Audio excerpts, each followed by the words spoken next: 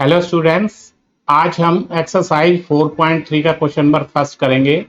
इसके 3 पार्ट्स हैं, एक एक करके हम क्वेश्चन को समझते हैं। क्वेश्चन में क्या बोला गया है, find the nature of roots of the following quadratic equations if the real roots exist find them. कि नेचर ऑफ रूट्स बतानी है, अगर रियल रूट्स होते हैं तो उनके रूट्स निकालिए, अगर रियल रूट एग्जिस्ट करते हैं तो उनके रूट बताइए क्या क्या होंगे।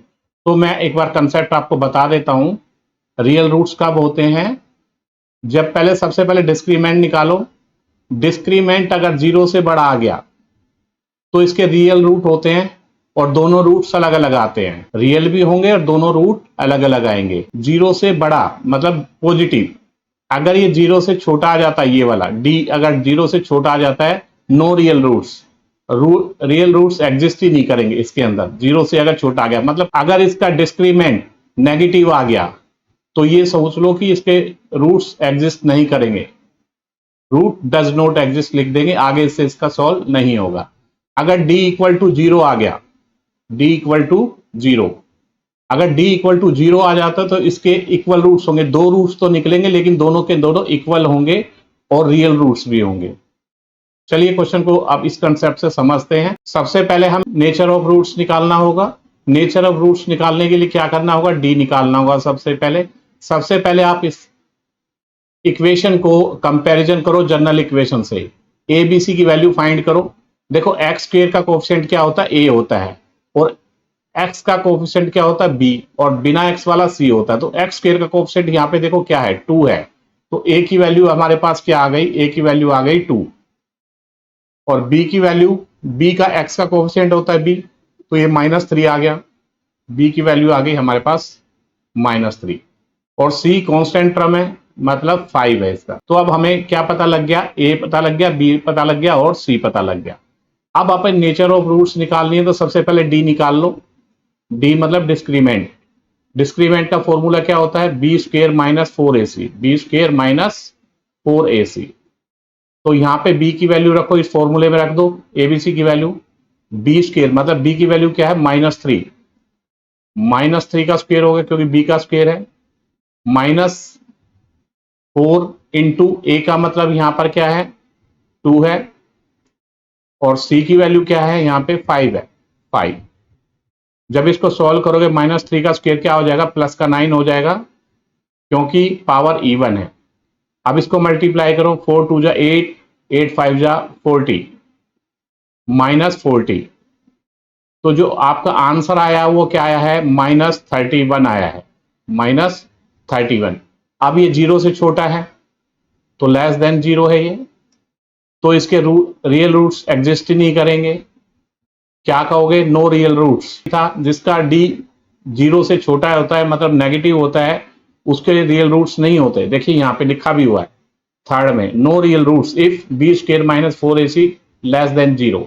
ये लेस देन 0 आया क्योंकि माइनस में आया है, तो लिख दो no real roots, no real roots, या क्वेश्चन के हिसाब से लिख दो root does not exist.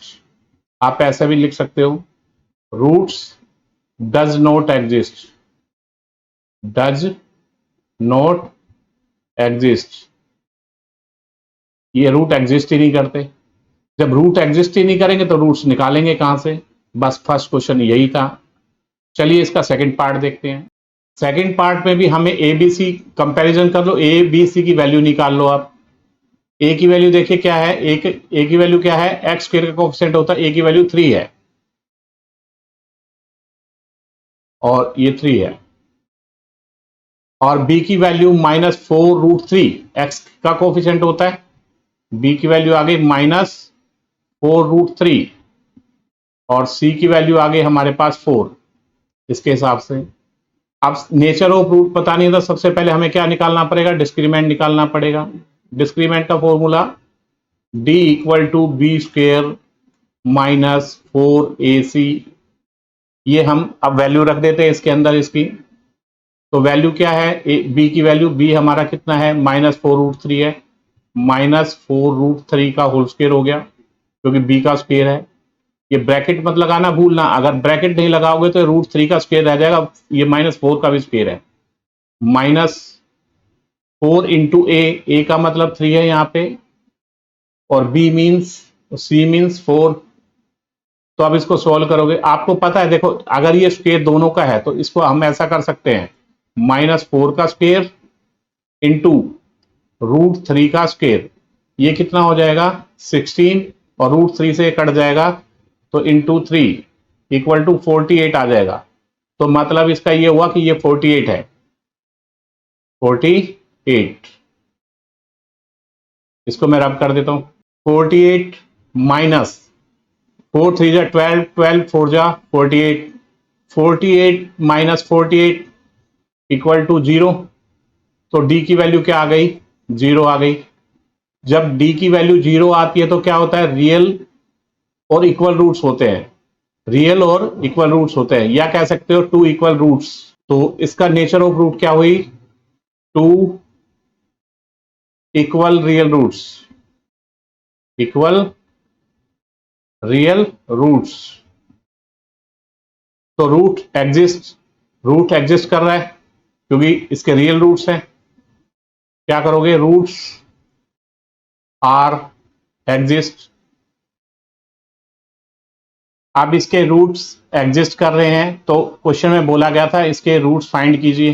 Roots find कर लेते हैं। रूट्स फाइंड करने के लिए हमें फॉर्मूला क्या है हमारे पास, x equal to -b plus minus √d upon 2a। तो यहां पे वैल्यू रखिए माइनस, अब b की वैल्यू क्या है हमारे पास, b की वैल्यू दी हुई है -4√3, -4√3। ये वाला माइनस तो फॉर्मूले का है और ब्रैकेट में लगाना नहीं तो गलत हो जाएगा, प्लस माइनस √d। डी की वैल्यू कितनी है, डी की वैल्यू हमारे पास 0 आई है यहाँ पे देखो, अपॉन 2a। 2 इंटू ए का मतलब क्या है हमारा 3 है। इसको आप सॉल्व कीजिए, माइनस माइनस क्या हो जाएगा, प्लस हो जाएगा, प्लस 4√3। यहां पर प्लस माइनस 0, 0 का रूट क्या होता है, 0 होता है। 0 को ना ऐड करने की जरूरत होती ना सब्ट्रैक्ट करने की जरूरत होती। अगर आप सब्ट्रैक्ट ऐड करोगे तो आंसर तो वही आना है। तो इसलिए ये आ गया हमारा सॉल्व होके 4√3 अपॉन 6, 2 3 जा 6। तो अब ये 2 से कट रहा है, 2 2 जा 4, 2 3 जा 6। तो x की वैल्यू जो आई है 2√3 अपॉन 3। तो रूट्स 2 होते हैं, 2 बार लिख देना है इसको, क्योंकि प्लस माइनस में एक बार प्लस है और एक बार माइनस है। तो रूट्स आर लिख दो, रूट्स आर कौन से हैं, 2√3 अपॉन 3, कोमे में दोबारा फिर लगा दो कोमा लगा के, क्योंकि 2 रूट्स होते हैं इसके, चाहे इक्वल हो लेकिन रूट्स तो 2 ही होंगे। चलिए इसका नेक्स्ट पार्ट देखते हैं। क्वेश्चन दिया हुआ है 2x² - 6 + 3 = 0। यहां से ABC की वैल्यू फाइंड कर लो। आपको पता है x² का कोएफिशिएंट क्या होता है, a होता है, और x का कोएफिशिएंट -6 और ये c होता है। तो यहां पे लिख दो a = 2, b = -6 और c = 3। ठीक है, अब हमें नेचर ऑफ रूट्स निकालने के लिए डिस्क्रीमेंट निकालना होगा, डी निकालना होगा। डी का फॉर्मूला लिख दो, डी = क्या है, b² - 4ac। वैल्यू रखो इसकी, b हमारा कितना है -6, -6 का स्क्वायर हो गया क्योंकि b का स्क्वायर है, -4 इंटू ए का मतलब यहां पर 2 है और c का मतलब यहां पे 3 है। तो ये हो गया 36, क्योंकि -6 का स्क्वायर क्या होता है 36, क्योंकि पावर इवन है तो पॉजिटिव आ जाएगा। अब इसको करोगे तो 4 2 जा 8, 8 3 जा 24, माइनस का 24 आ गया। तो डी हमारा कितना आया, 12 आया है, जो कि 0 से बड़ा है। तो नेचर ऑफ रूट्स बता दो। जब 0 से बड़ा होता है तो क्या होता है, 2 डिस्टिंक्ट रियल रूट्स होते हैं, 2 रूट्स होंगे वो अलग अलग आएंगे। नेचर ऑफ रूट बता दो उसको टीचर को। नेचर ऑफ रूट्स क्या है, ये लिखा हुआ है देखो, जब 0 से बड़ा होता है तो क्या होता है, 2 distinct real roots, 2 distinct real roots. Question में बोला गया था अगर रूट्स एग्जिस्ट करते हैं तो इसके क्या निकालने हैं, रूट्स भी निकालने हैं। तो इसके रूट्स फाइंड कर लेते हैं। रूट फाइंड करने के लिए हमें क्वाड्रेटिक फॉर्मूले का यूज करना होगा। क्वाड्रेटिक फॉर्मूला हमारा क्या है, ये रहा हमारे पास quadratic formula, x equal to minus B plus minus root D upon 2a। यहां से वैल्यू रख दो, माइनस बी की वैल्यू क्या है -6 plus minus root D, D की वैल्यू क्या है हमारे पास 12 है, अपॉन 2a, 2 इंटू ए की वैल्यू क्या है 2 है।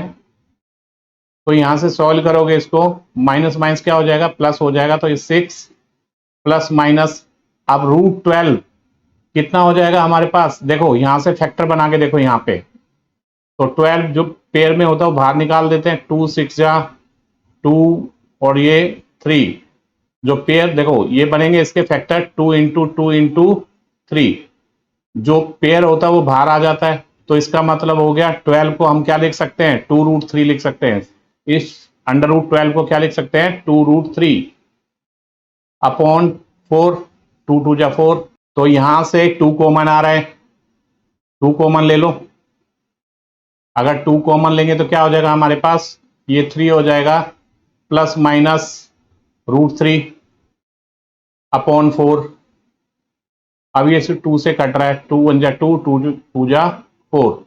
तो जो x के जो रूट्स आए हैं 3 प्लस माइनस √3 अपॉन 2, जो x की वैल्यू आई है वो ये आई है, एक बार प्लस और एक बार माइनस। इसका मतलब क्या होता है, वैसे तो आप यहां पे प्लस माइनस करके छोड़ सकते हो, लेकिन अगर आपको अलग अलग लिखना है तो आपको ऐसे लिख देना, x इक्वल टू 3 प्लस √3 अपॉन 2, और यहां पे एक कोमा लगा के एक नीचे भी लिख देना 3 माइनस √3 अपॉन 2। आप ऐसे लिख सकते हो, ये दोनों ही है। इसका मतलब क्या होता है, एक बार प्लस और एक बार माइनस, वैसे ये रूट्स आए हैं। चलिए क्वेश्चन नंबर फर्स्ट यहीं तक था, अगली वीडियो के अंदर हम क्वेश्चन नंबर 2 देखेंगे। Thank you.